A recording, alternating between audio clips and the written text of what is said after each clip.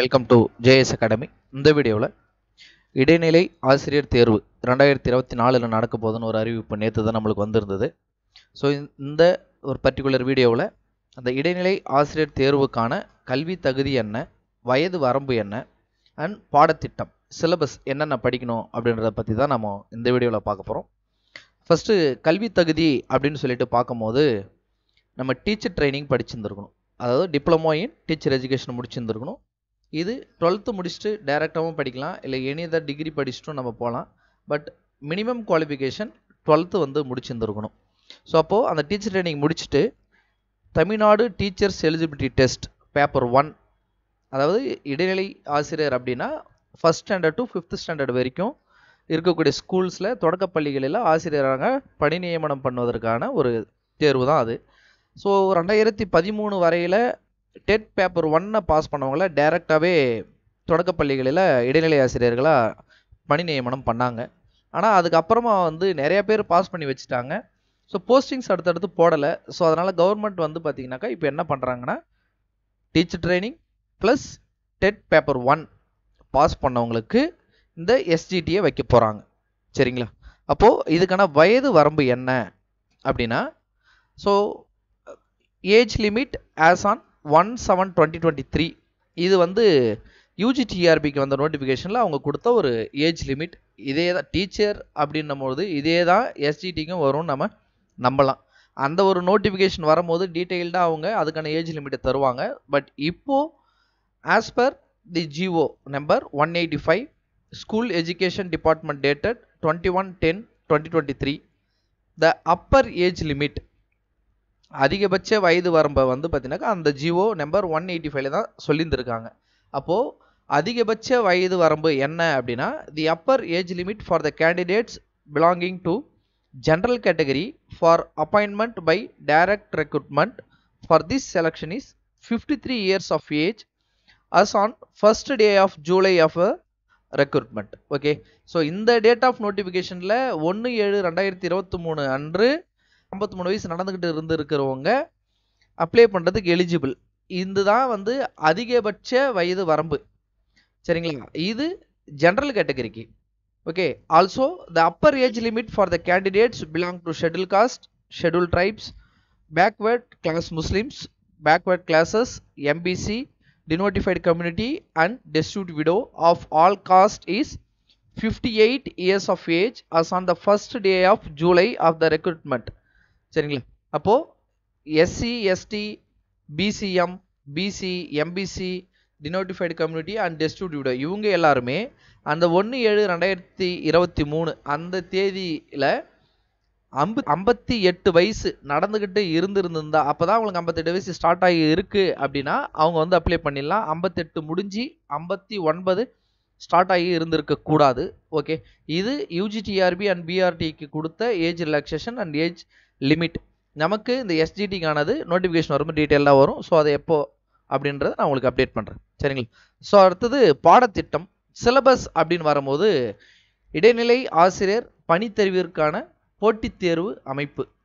So அப்போது அந்த exam structure எப்படி இருக்கும்? சரிங்களா? அப்போ மொத்த வினாக்கள் 150. வினா வகை என்ன டைப் ஆஃப் கொஷின்ஸ் என்ன இருக்கும் அப்படின்னா கொள்கூறி வினா வகை, விச் மீன்ஸ் அப்ஜெக்டிவ் டைப். ஒவ்வொரு வினாவிற்குமான மதிப்பெண் 1 மதிப்பெண். மொத்த மதிப்பெண்கள் 150. தேர்வு கால அளவு 3 மணி நேரம். ஸோ இது ஆஸ் யூஷுவல் எல்லா எக்ஸாமும் நடக்கிற மாதிரி தான் 3 மணி நேரம் எக்ஸாமு, 150 கொஷின். ஒவ்வொரு கொஷினுக்கும் ஒவ்வொரு மார்க்கு, அப்ஜெக்டிவ் டைப் கொஷின்ஸஸ். ஸோ பாடத்திட்டம் இதுதான் முக்கியமான இடம். சிலபஸ் மாநில கல்வியியல் ஆராய்ச்சி எஸ்சிஆர்டி மற்றும் பயிற்சி நிறுவனத்தின் வகுப்பு 1 முதல் 10 வரையிலான இது ஆக்சுவலி இது ஒன்றுமே இல்லை, நம்ம சமச்சீர் கல்வி புத்தகம் தான். 1st ஸ்டாண்டர்ட்லேருந்து 10th ஸ்டாண்டர்ட் வரைக்கும் இருக்கக்கூடிய தமிழ், ஆங்கிலம், கணிதம், அறிவியல் மற்றும் சமூக அறிவியல் பாடங்களுக்கான பாடத்திட்ட வரைவு 2017 பின்பற்றலாம். ஓகே, இப்போ டிஎன்பிசி ப்ரிப்பேர் பண்ணுறவங்களுக்கு மற்றவங்க எல்லாருக்குமே தெரியும் நியூ சிலபஸ் அண்ட் ஓல்டு சிலபஸ்னு மாறிடுச்சு. இப்போது சமச்சீரில் நியூ சிலபஸே வந்துடுச்சு. ஸோ இந்த ஒரு கெசட்டட் ஆர்டர் நமக்கு கிடைச்ச டைமில் 2017 அந்த டைமில் இருக்கக்கூடிய புக்ஸை பின்பற்றலாம்னு சொல்லியிருந்துருக்காங்க. பட் இப்போது வரப்போகிறதுல நம்ம it's better to follow new syllabus. சரிங்களா? ஸோ அப்போ தேர்வு அமைப்பு எப்படி இருக்கும் அப்படின்னா அதோட ஸ்ட்ரக்சர் எப்படி இருக்கும், இல்லை எது எதுலேருந்து கொஷின் எடுப்பாங்க, ஸோ அந்த வெயிட்டேஜ் எது அப்படின்னு பார்த்தோம் அப்படின்னா, மாநில கல்வியியல் ஆராய்ச்சி மற்றும் பயிற்சி நிறுவனத்தின் பாடத்திட்ட வரைவு 2017 படி 1 முதல் 10 வகுப்பு வரையிலான தமிழ், ஆங்கிலம், கணிதம், அறிவியல், சமூக அறிவியல் ஆகிய பாடங்களிலிருந்து ஒவ்வொரு பாடத்திலும் தலா 30 வினாக்கள் வீதம் மொத்தம் 150 கொள்குறி வகை வினாக்கள் கொண்ட ஒரே தேர்வு வினாத்தாள் அமைப்பினை பின்பற்றலாம். அதாவது ஃபர்ஸ்ட் ஸ்டாண்டர்ட்லேருந்து 10th ஸ்டாண்டர்ட் வர இருக்கக்கூடிய அந்த 5 subjects Tamil, English, maths, science and social science, இந்த ஒவ்வொரு சப்ஜெக்ட்ல இருந்தும் ஈச் சப்ஜெக்ட் கண்டைன்ஸ் 30 மார்க்ஸ். ஒவ்வொரு பாடத்துல இருந்தும் 30 மார்க் எடுத்து ஸோ 15 ஓகேங்களா. அப்போது 5 × 30 150 150 அப்ஜெக்டிவ் டைப் கொஷின்ஸை எடுப்பாங்க.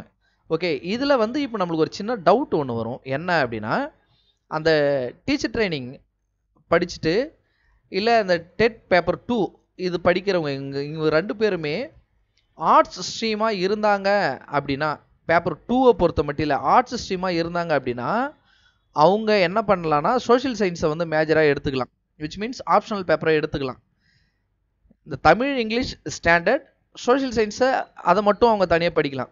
வேற சயின்ஸ் ஸ்ட்ரீமாக இருக்கிறவங்க இந்த BSc maths, BSc physics, chemistry, இந்த மாதிரி பிஎஸ்சியில் வரக்கூடிய அந்த சயின்ஸ் ஸ்ட்ரீமில் இருக்கக்கூடியவங்க தமிழ், இங்கிலீஷ், மேக்ஸ், சயின்ஸ் இது 4த்தையும் படிப்பாங்க. சரிங்களா. ஆனால் பேப்பர் 1 இந்த டீச்சர் ட்ரைனிங் வரும்பொழுது அவங்க இருக்கக்கூடிய அந்த 5 பாட புத்தகத்தையும் படித்தாக வேண்டிய ஒரு நிலை இதுதான் வந்து இருக்கு. இதுதான் தேர்வு அமைப்பு கூட. ஓகே, அந்த குறைந்தபட்ச மதிப்பெண்கள் அப்படின்றது மினிமம் 40% ஆஃப் மார்க்ஸ் எடுக்கணும்.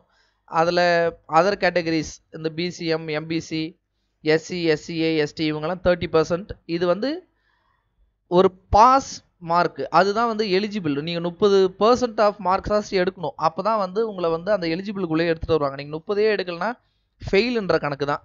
சரிங்களா. அப்போ 30 விழுக்காடு எடுத்துட்டா அது பாஸா அப்படின்னா அப்படி இல்லை, கட் ஆஃப்குள்ளே நாம் வரணும். சரிங்களா. ஸோ இப்போது இந்த எஸ்ஜிடியை பொறுத்த வரைக்கும் இந்த சிலபஸ் ஸ்ட்ரக்சர் இல்லை ஏஜ் லிமிட் இல்லை எஜுகேஷனல் குவாலிஃபிகேஷன் என்ன அப்படின்றத நம்ம டீட்டெயிலாக வந்து நம்ம பார்த்துட்டோம். சரியா. ஸோ அடுத்தது ரெகுலர் அப்டேட்டுக்கு இன்னும் நோட்டிஃபிகேஷன் கரெக்டாக எப்போ வரும், டேட் ஆஃப் அப்ளிகேஷன் எப்போ ஸ்டார்ட் ஆகுது இல்லை எப்போ முடிய போகுது அப்படின்ற ரெகுலர் அப்டேட்டுக்கு நம்ம சேனலை தொடர்ந்து பார்த்துக்கிட்டே இருங்க. தேங்க்ஸ் ஃபார் வாட்சிங்.